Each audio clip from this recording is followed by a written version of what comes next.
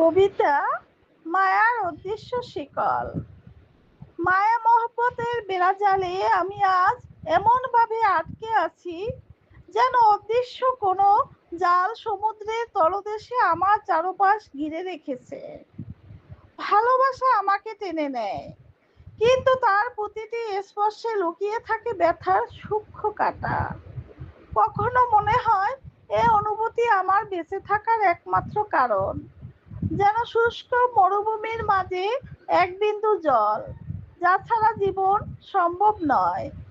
আবার কখনো মনে হয় এ যেন নরম সুতোর তৈরি ফাঁস, যা ধীরে ধীরে গলা জড়িয়ে আসছে।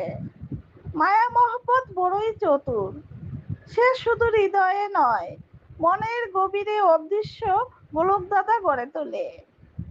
সেই বাধা থেকে বের হওয়ার পথ আছে হয়তো, কিন্তু প্রতিটি মোড়ে দাঁড়িয়ে থাকে স্মৃতি, যে স্মৃতি যতটা মধুর ততটাই বিষাক্ত। আমি দাঁড়িয়ে আছি সেই সীমানায়, যেখানে ভালোবাসার আলো আর ব্যথার অন্ধকার একে অপরকে গ্রাস করেছে। মনির সিরিজ, মনির ছোঁয়া, সৈয়দা মনি।